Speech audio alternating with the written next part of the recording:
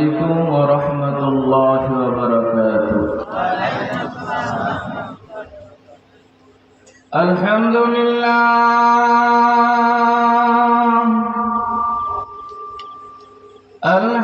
لله وكفى وسلام على عباده الذين اصطفى الذي أرسله بالحق بشيرا ونذيرا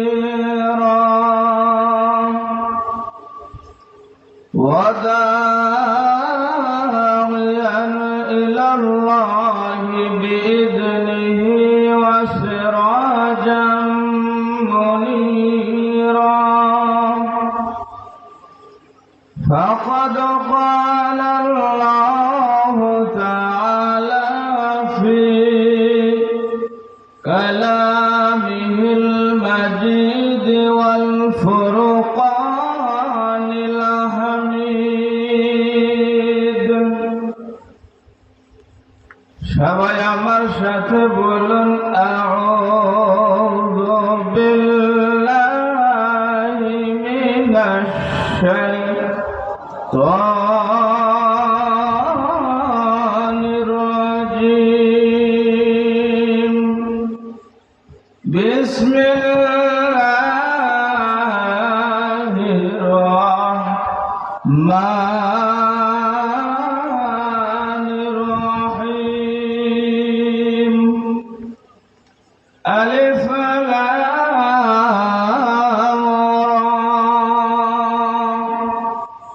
تلك آيات الكتاب المبين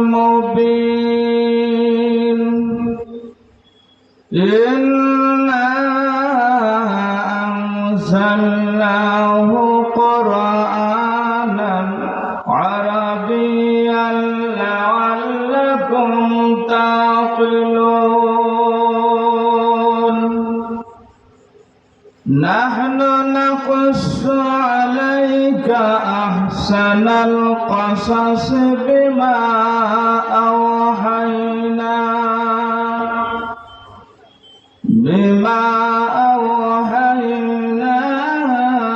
إليك هذا القرآن وإن كنت من قبله لمن الغافلين وقال رسول الله صلى الله عليه وسلم اقرأوا القرآن فإنه يأتي شافعا لأصحابه وقال رسول الله صلى الله عليه وسلم الكيس من دان نفسه وعمل لما بعد الموت والعاجز من اتبع نفسه هواها وتمنى على الله صدق الله مولانا العظيم وصدق رسوله النبي الكريم إن الله وملائكته يصلون على النبي يا أيها الذين آمنوا صلوا عليه وسلموا تسليما اللهم sound ভালো ছিল কমে গেল কে মাইক্রোফোন পড়াটা সাহস দিয়ে নেই, প্রথমে তো শিখছিল, প্রথমে ভালো ছিল। বাড়িতে মানে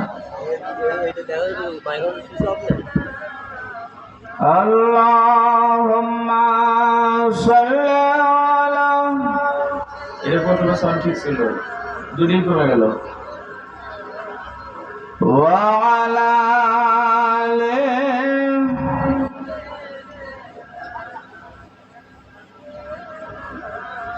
ওয়া নবী আমির রহমত লকব পানে ওয়ালা मराद गरीबों की बरलाने वाला अल्लाहुम्मा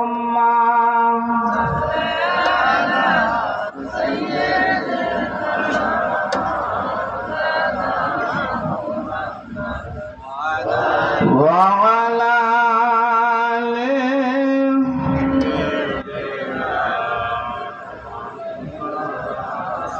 कुदरत की तमाशा है मदीना की गली में,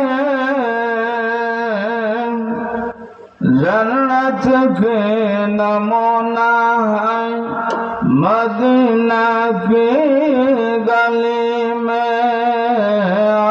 अल्लाहुम्मा सल्ली अला सय्यिदिना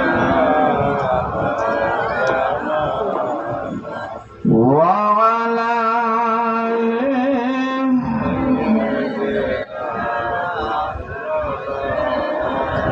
أما بعد, গোমান্তলী যুব সমাজ ও এলাকাবাসীর উদ্যোগে দ্বিতীয়তম 2 দিন ব্যাপী বার্ষিক তাফসীরুল কোরআন ওয়াজ মাহফিলের মুহতারাম সভাপতি সাতক্ষীরা 4 আসনের সাবেক সংসদ জনাব আলহাজ একে ফজলুল হক বারাকাল্লাহু ফি হায়াতি, অধ্যক্ষার মাহফিলের প্রধান অতিথি শ্যামনগর পৌরসভার মেয়র পদপ্রার্থী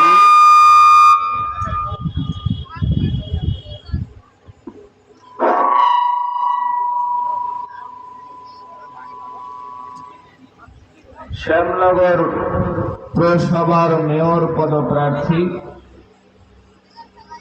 আমার মিল্লাত ভাই মরহুম শাহ আব্দুল হক আব্বাসী হুজুর রহমাতুল্লাহ আলাইহির অত্যন্ত স্নেহভাজন মহব্বতের আদরে কলিজার টুকরা জনাব আলহাজ এস এম লুৎফর রহমান সাহেব বারাকাল্লাহু ফি হায়াতি,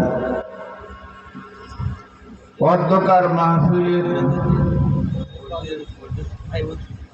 প্রথম দিনের দ্বিতীয় বক্তা মাওলানা মোহাম্মদ আব্দুল কাদের সাহেব দামাত বরকাতুহু আলিয়া, উপস্থিত হযরত উলামায়ে কেরাম, সামনে বসা দিনী ভাইরা, পর্দার অন্তরালে সম্মানিতা মুহতারিমা মা ও বোনেরা, মহান আল্লাহ রাব্বুল আলামিনের দরবারে অসংখ্য অগণিত শুকরিয়া আদায় করি, যিনি আমাদেরকে মাহে রমজানের পবিত্র 1 মাস সিয়াম সাধনার পরে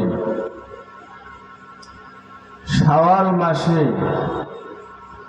আল্লাহর ঘর, নবীর ঘর মাদ্রাসার ময়দানে কোরআনের এই বরকতময় মাহফিলে আল্লাহ রাব্বুল আলামিন আমাদেরকে আসার বসার সুযোগ দান করবেন। ওই রব্বুল আলামিনের দরবারে শুকরিয়া আদায় করে কণ্ঠে কণ্ঠ মিলিয়ে সবাই একটু আওয়াজ দিয়ে যত্ন করে বলুন তো আলহামদুলিল্লাহ, আর একটু জোরে কন। অত্র এলাকার এই শ্যামনগরে সবচেয়ে জনপ্রিয়, সবচেয়ে আকর্ষণীয়, সবচেয়ে প্রিয় মুফাসসির ছিলেন আমার রাহবারে কামিল মুর্শিদে মোকাম্মেল মরহুম শাহ আব্দুল্লাহ আব্বাসী হুজুর রহমতুল্লাহ আলাইহি, যার নাম শুনলে, যার কথা শুনলে, যার ওয়াজ শুনলে এখনো মানুষ বসে বসে কান্দে। এই গমানতলির মানুষকে, যিনি কোরআনের মতো দামি একটি সম্পদ, কোরআনের মতো দামি খাবার, কোরআনের তাফসীর শোনায় আপনাদের কলিজাকে ঠান্ডা করেছিলেন, আল্লাহর সেই ওলি, আল্লাহর সেই কুতুব, বাংলার তাফসীর জগতের উজ্জ্বল নক্ষত্র 2013-তে 5 অক্টোবর আমাদের মাঝ থেকে বিদায় নিয়ে গলন্দ খানকার সামনে নিঝুম নিরালায় আল্লাহর ওলি ঘুমায়।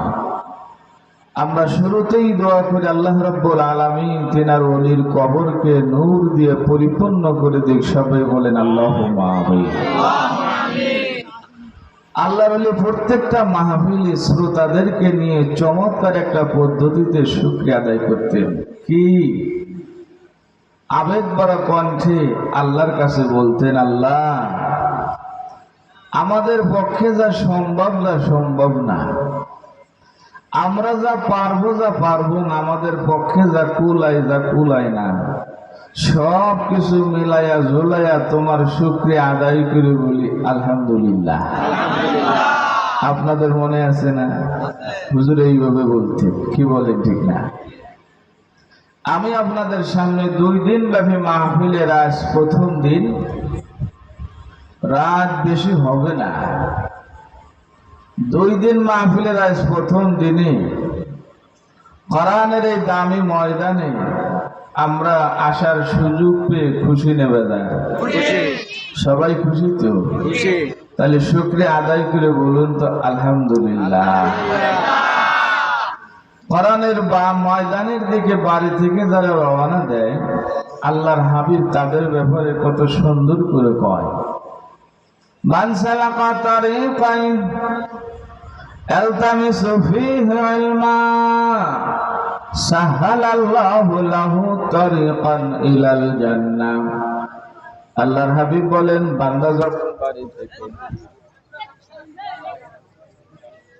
এটা বড় ডিস্টার্ব তো কারেন্ট আসছে না।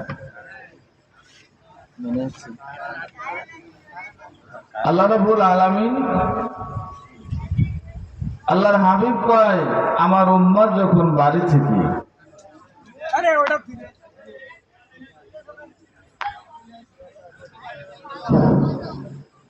ওরা গেল কই, বাড়ি থেকে যখন রওনা দেয় দিন শিখার জন্য, কোরআন শিখার জন্য, বোঝার জন্য, আল্লাহ রাব্বুল আলামিন তার জন্য জান্নাতের রাস্তাকে সহজ করে দেয়। সবাই বলুন সুবহানাল্লাহ। আর একটু জোরে বলুন। ভালো কাজে একটু বাধা আসে, আর আমাদের দায়িত্ব হলো সবর করা, ধৈর্য ধারণ করা। কি বলেন, ঠিক কিনা? কারণ এই মাহফিল যদি কোরআনের মাহফিল না হয়, যদি এটা গান বাজনার মাহফিল হইতো, এত সময় মাইকেলাদের বাইসে থাকেও কষ্ট হইতো। কি বলে, ঠিক কিনা? তাই কোরআনের মাহফিল যারা শুনতে আসবে তারা তো ধৈর্যশীল হবে, আর ধৈর্যশীল মানুষগুলোকে আল্লাহ জান্নাত আল্লাহ দিয়ে দিবেন। আর একটু জোরে বল। আমি আজ তাফসীরের সামান্য একটু অংশ আপনাদের শোনাবো ইনশাআল্লাহ। তবে শুরুতেই আপনাদের দরকার হলো মনোযোগ। গানি ভাই যাই হোক, দায়িত্ব মাইকালা ঠিক করা, আর আপনার আমার দায়িত্ব হলো, আমার দায়িত্ব কথা বলা, আর আপনাদের দায়িত্ব হলো মনোযোগ দিয়ে শোনা। কি বলেন, ঠিক কিনা? ওয়াইযা কুরিআল কুরআন ফাসতামিউ লাহু ওয়ানসিতু লাআল্লাকুম তুরহামুন। আল্লাহ পাক কোরআনের মাহফিলের একটা আদব আছে। আদব হলো, দায়িত্ব আপনাদের 2টা। 1 নম্বর নীরবতা অবলম্বন করা লাগবে, 2 নম্বর মনোযোগ দিয়ে শোনা লাগবে। তাহলে আল্লাহকে আমি অবশ্যই তোমাদের উপরে রহমত নাজিল করব। আর একটু জোরে বলুন না। আর ওই জোরে কয়। কারণ আপনারা এমন এক জায়গায় বসে আছেন, আল্লাহর হাবিবের ঘোষণা মোতাবেক এই ময়দানটা হলো জান্নাতের বাগিচা। আর আপনাদের চারপাশে আল্লাহ রহমতের ফেরেশতা আসমান পর্যন্ত দাঁড়ায় আছে। সবাই তো সুবহানাল্লাহ বলেন।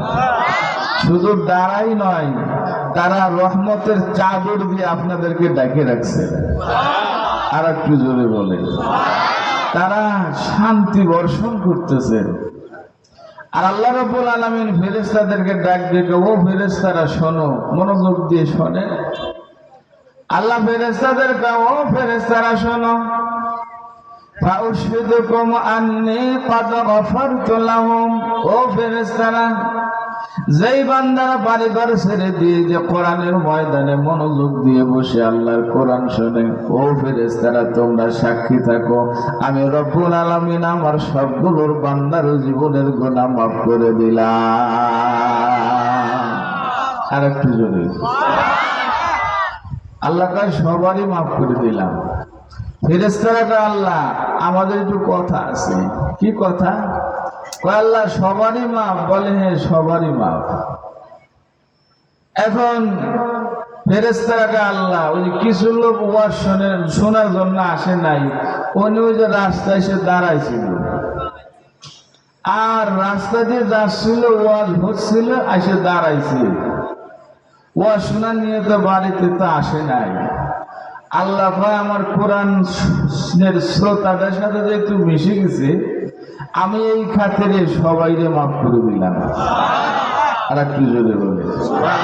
আমি শুরুতেই আপনাদেরকে বলবো, সুবহানাল্লাহ আলহামদুলিল্লাহর ওয়াজ আমার শোনার লাগবে না। এই ওয়াজ আব্দুল্লাহ আব্বাসী হুজুর শোনায়া গলন্দ কবরে ঘুমায় আছে। কি বলে ঠিক কিনা?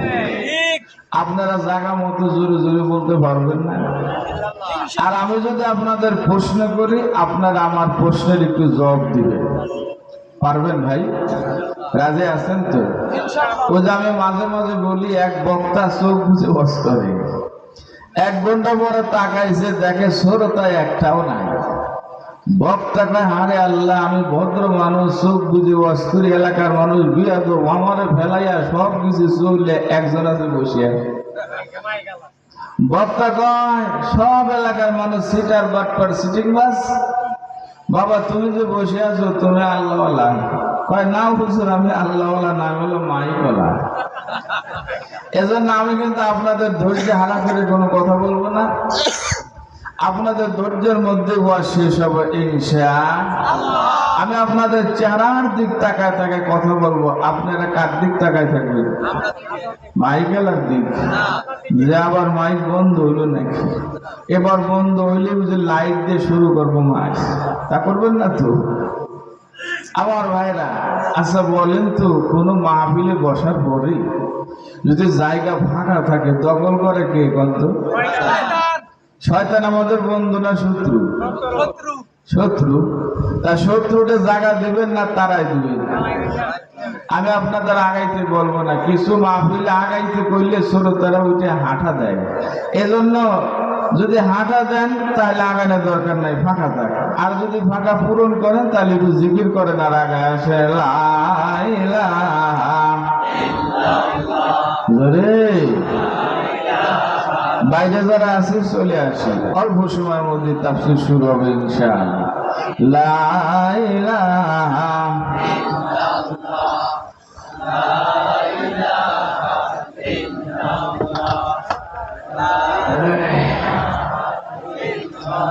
লা ইলাহা ইল্লাল্লাহ মুহাম্মাদুর রাসূলুল্লাহ সাল্লাল্লাহু। আল্লাহ রাব্বুল আলামিন রমজানের পরে এই চৈত্র মাসের এই গরমের সিজনে এত চমৎকার পরিবেশের ওয়াজ আমার জীবন আমি করি নাই। শুধু স্টেজ সুন্দর করে সাজাইছি, আর আপনাদের উপরে কোনো সামিয়ানা নাই। আপনাদের উপরে আল্লাহর রহমতের সামিয়ানা। বলেন সুবহানাল্লাহ। এটা আমার কথা না, রাসূলুল্লাহর ঘোষণা মোতাবেক কোরআনের মাহফিলের উপরে আল্লাহর রহমতের সামিয়ানা দিয়ে আল্লাহ টানাই দেন। আমরা রহমতের সামিয়ানার নিচ থেকে পালাই যাব না তো? থাকবো তো ইনশাআল্লাহ। কবুল করুন বলে না আমি আপনাদের সামনে কোরআনুল কারীমের এমন একটি সূরা তেলাওয়াত করেছি যেই সূরাটির নাম হলো সূরা ইউসুফ। খেয়াল করেন, এই সূরাটি নাযিল হয়েছে রাসূলুল্লাহ জন্মভূমি পবিত্র মক্কা শরীফে। সূরার মধ্যে 111টি আয়াত আর 12টি আছে রুকু। এই সূরার মধ্যে এমন একজন পয়গম্বরের বর্ণনা করছে। মিশরের অবমাননার দিনে 40 দিন একটি মহাসম্মেলন দিয়েছিল। 40 দিন শ্রোতারা ওনার চেহারার দিকে তাকায় ছিল, তাদের খিদে লাগছিল না। বলেন না সুবহানাল্লাহ। পৃথিবীর সেরা সুন্দর পয়গম্বর নাম হযরত ইউসুফ আলাইহিস সালাম। ইউসুফ আলাইহিস সালামের জীবন বৃত্তান্ত ঘটনা প্রবাহ এই সূরার মধ্যে আল্লাহ বর্ণনা করছেন বলে সূরাটার নাম সূরা ইউসুফ। এই গেল নাম করো। এবার আসেন শানে নজুল। শানে নজুলের পরে আসবে সরল অনুবাদ, তারপর হবে ব্যাখ্যা ইনশাআল্লাহ। একেবারে সংক্ষেপে বলবো। শানে নজুল হলো 4টা। কয়টা? সূরা ইউসুফের শানে নজুল। আমার কথা কিন্তু সারা দেওয়া লাগবে, মনোযোগ আছে তো? 1 নম্বর শানে নজুল, আল্লাহ রসুলের কাছে সাহাবায়ে কেরাম একদিন আবদার করলেন। কোরআন ধারাবাহিক ভাবে নাজিল হচ্ছে, রাসূলুল্লাহ সাহাবীদেরকে শোনায়, সাহাবীরা কোরআন মুখস্থ করে। দীর্ঘদিন পরে সাহাবায়ে কেরাম আবদার করলেন, হুজুর আমাদেরকে কোনো ঘটনা শোনানো যায় না? কারণ ঘটনা, যে কোনো ইতিহাস, এগুলা শুনতে মানুষের ভালো লাগে না খারাপ লাগে? ভালো লাগে। আপনাদের কি বলে, ঠিক কিনা? অনেকে এমন নেশা আছে, দেখবেন মোবাইলে ওই সিরিয়াল দেখে, একের পর এক, এরপরে কি মানে ঘটনা শুনতে চায়। হযরতে এবার সাহাবায়ে কেরাম রাসূলুল্লাহ কয়, ইয়া রাসূলুল্লাহ আপনি আমাদেরকে একটা ঘটনা শোনাইতে পারেন না? কারণ রাসূলুল্লাহ তো নিজ থেকে কোনো ঘটনাকে বলতে পারেন। আল্লাহ যদি রসুলকে শোনায় তাহলে আল্লাহ রসুলকে কয়। আমার ভাইয়েরা, আমার বাবাজিরা, রাসূলুল্লাহ নিরাম হয়ে গেলেন। আল্লাহ রাব্বুল আলামিন সূরা ইউসুফটা নাযিল করে দিলেন। সূরা ইউসুফ নাযিল করে আল্লাহ কয়, নাহনু নাকুসু আলাইকা আহসানাল কাসাস ওয়া মারহাবি। আমি এমন ঘটনা আপনারে শোনায় দিলাম যেই ঘটনা পৃথিবীর মধ্যে সবচেয়ে সেরা সুন্দর ঘটনা। বলুন সুবহানাল্লাহ।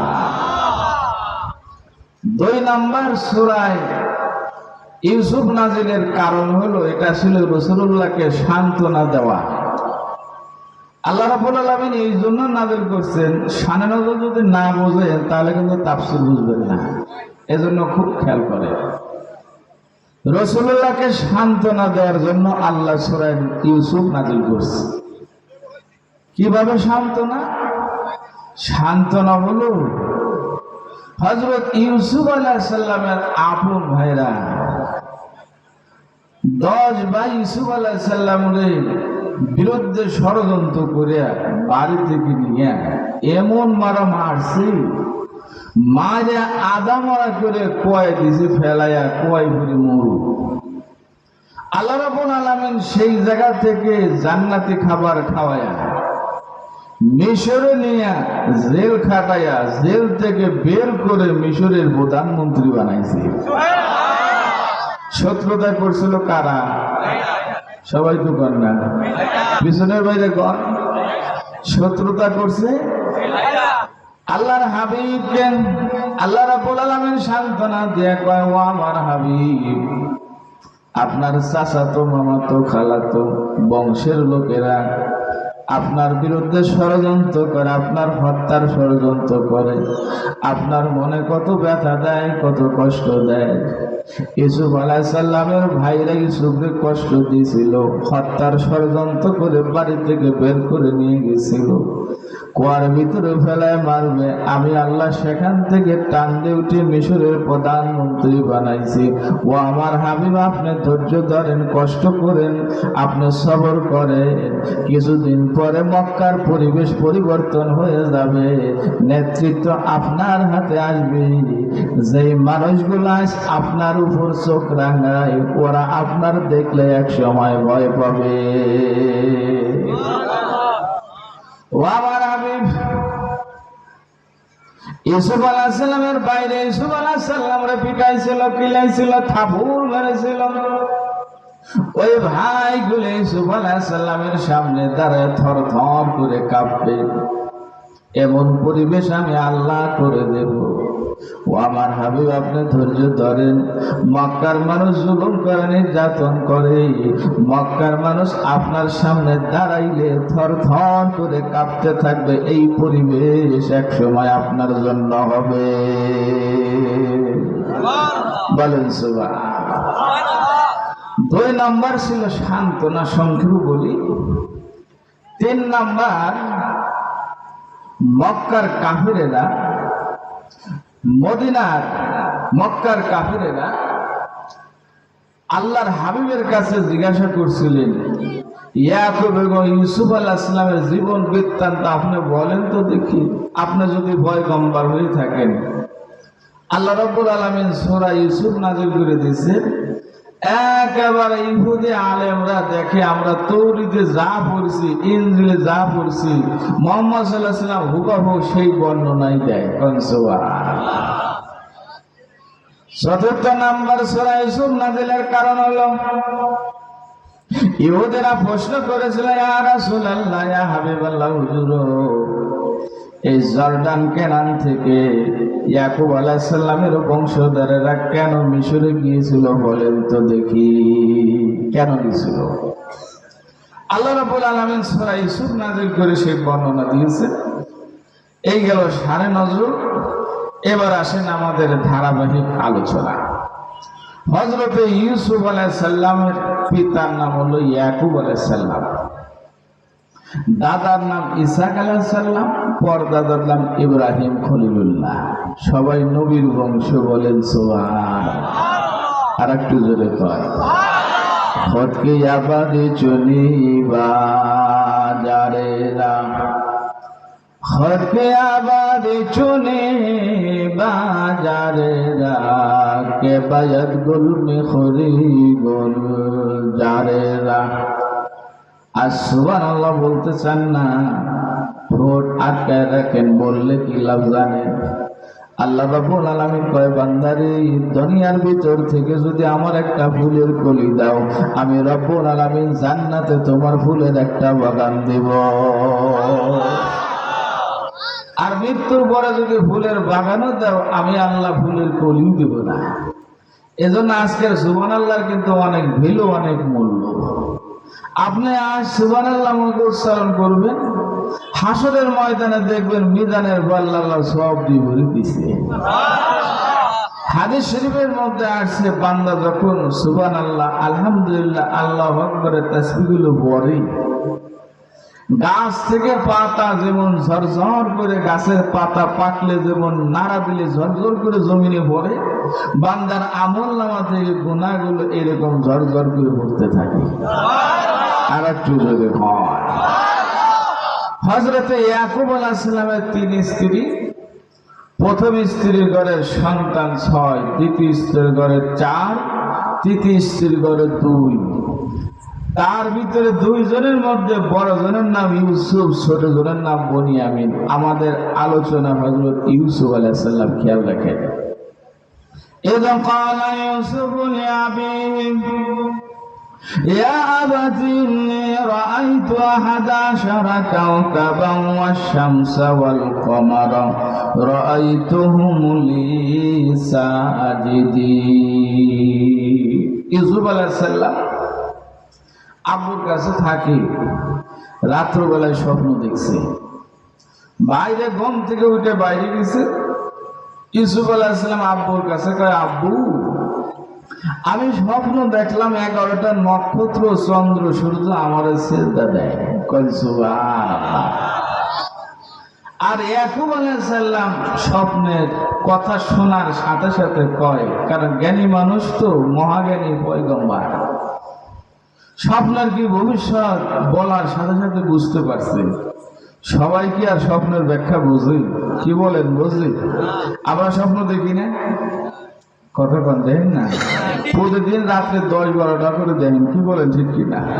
ঘুম থেকে উঠে অনেকে কয় আজকে ঘুম হয় না রে, সারা রাত খালি স্বপ্নই দেখছি। আসলে দেখুন, সারা রাত স্বপ্ন দেখছে, ঘুম হয় নাই, কথা ঠিক না। ঘুম না আসলে স্বপ্ন দেখা যায় না, কি বলে, ঠিক কিনা? ঘুম আসছে বলেই তো স্বপ্ন দেখছে, টাকা কি স্বপ্ন দেখা যায়? আমরা স্বপ্ন দেখি। এক লোক স্বপ্ন দেখছে, স্বপ্ন দেখতেছে যে মানুষ তারে গোসল করায়া, আতর গোলাপ মাখায়া, সুন্দর দামি কাপড় পরায়া, পালকিতে করে বিয়ে করাইতে নিয়ে যায়। স্বপ্ন দেখে। ঘুম ভাঙার পরে লোকটা খুশি, বিয়ে মনে আর একটা করবো। এক বিয়ে করছি, কপালে মনে হয় বিয়ে আর একটা আছে। খুব ভালো স্বপ্ন দেখছি আজকে, মনটা বড় খুশি। কিন্তু স্বপ্নের কি ব্যাখ্যা এটা বুঝে নাই। আর স্বপ্নের কথা যার তার কাছে, সবার কাছে বলতে নাই। ওই লোকটার পীর একজন আল্লাহওয়ালা বুজুর্গ লোক আছে না, হক্কানি পীর।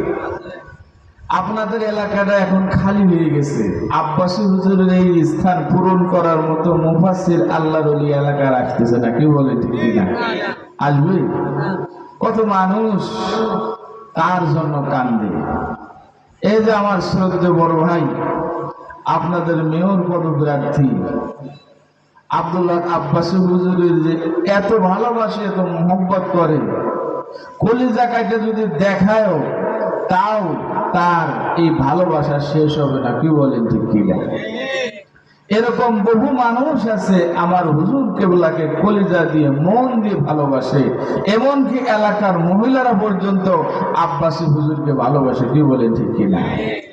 আমি হুজুরের সাথে মাহফিলে আসছি, আমি দেখতাম এই মাঠে যখন মাহফিল হতো, আমি দেখেছি একবার আসছিলাম 2004-এ, এরপরে হুজুরের সাথে বক্তা হয়ে আসছিলাম 2012-13 এই মাঠে।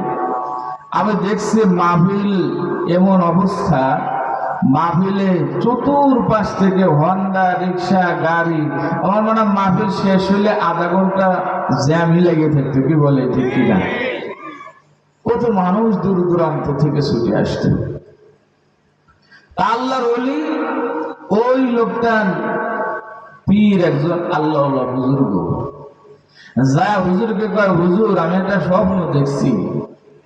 হুজুর স্বপ্ন দেখছি আমি আজ কয়েকজন মানুষ আমার সুন্দর করে গোসল করাইয়া, দামি কাপড় পরাইয়া, আতর গোলাপ মাখাইয়া আমার বিয়ে করাইতে নিয়ে যায় পালকিতে করে। হুজুর আমার কি দ্বিতীয় বিয়ে হবে? হুজুর কয়, বেটা স্বপ্নের ব্যাখ্যা বুঝো না। তোমার স্বপ্নের ব্যাখ্যা হলো এটা তোমার বিয়ে হবে তা নয়, অল্প কিছু দিনের মধ্যে তোমার ইন্তেকাল হবে, তোমার মৃত্যু হবে। মৃত্যুর পরে মানুষ তোমারে গোসল করাবে, গোসল করাইয়া শ্যামনগর বাজার থেকে সাদা কাপড় আনবে, শরীরের মধ্যে জড়াইয়া আতর গোলাপ মাখায়া পুজো দেখছো পালকিতে করে নিয়ে যায়, ওটা পালকিনের বাজার, ওটা হলো তোমার মসজিদের খাটিয়া। আলায়া সাফিনাল কাসরিল মুআল্লা সাতুদফানা আন কারিবিন ফি তুরাবি লাহু মালাকু ইউনাদি কুল্লা ইয়াউমিন লিদুনিল মাউতি ওয়া বলাউনিল খারাবি। কি ফুর্তি, কি আমেজ, কি খুশিতে আমরা চলি দুনিয়ায় তাফতের সাথে। অথচ কবরের মাঠে প্রত্যেক দিন ডাক দেখো, ও 10তলা বিল্ডিং এর মালিক, ও যুবক, জমিনের উপর দিয়ে মাস্তানি করে ঘুরতে পারবো না, সময় যখন হবে আমি এমন টান মারব তোর ওই বিল্ডিং থেকে খালি গায়ে তোরে নামাবো, ও যুবকরে রাস্তা দিয়ে বুকের আর জামা খুলে দিয়ে বোতাম খুলে দিয়ে মাস্তানি করে গরু যুবকরে আমি এমন টান তোরে দেব, একটা টান দিয়ে আমার মাটির ভিতরে তোরে চাপা দেব, চাপা দিয়ে এমন ভাবে চাপা মারবো এক হাড় আর এক হাড়ের মধ্যে ঢুকে যাবে। এই সময় তোমার বেশি দূরে নয়, খুব নিকটে, সাবধানে চলাফেরা করিও। আমার ভাইরা, হযরত ইউসুফ আলাইহিস সালাম স্বপ্ন দেখে আপুর কাছে কয়, বলার সাথে সাথে আব্বু জ্ঞানী মানুষ, মহাজ্ঞানী পয়গম্বর হযরত ইয়াকুব আলাইহিস সালাম বলতেছে, বাজান রে, ক্বালা ইয়া বুনাইয়া লা তাকসুস রুয়াকা আলা ইখওয়াতিক আলা ইখওয়াতিকা ফায়াকিদু লাকা কাইদা ইন্নাশ শাইতানা লিল ইনসানি আদুউম মুবিন। বাজান, খবরদার, স্বপ্নের কথা ভাইদের কাছে বলিস না, কারণ ভাইদের কাছে যদি বলিস ভাইরা তোর শত্রু হবে, আর শয়তান তোদের ভিতরে দাঙ্গা হাঙ্গামা লাগাই দিবি। সুতরাং স্বপ্নের কথা ভাইদের কাছে বলো না। তাফসীরের মধ্যে লেখেন, ইউসুফ আলাইহিস সালাম যখন স্বপ্নের কথা বলতেছিলেন, ওনার মেজ ভাবি বেড়ার সঙ্গে কান লাগায় শুনতেছিল, ইউসুফ কি কয় দেখি একটু শুনি। ইউসুফ কয়, আব্বু 11টা নক্ষত্র চন্দ্র সূর্য আমারে সেজদা দেয়। আর ইয়াকুব আলাইহিস সালাম কয়, খবরদার ভাইদের কাছে বলিস না। মেজ ভাবি কয়, বাড়ি আসলে আসুক, সব বলে দেব। কি কয়, সব বাইরে মাঠে গেছে, আর ওই মেজবাবী মহিলা রেডিও আছে, আজকে বাড়ি আসলে সব বলি দেব। বাড়িতে ঝগড়া লাগানোর মূলে কারা? আপনাদের এলাকার মহিলারা ভালো, ওনারা ঝগড়া লাগায় না। কি বলেন ঠিক কিনা?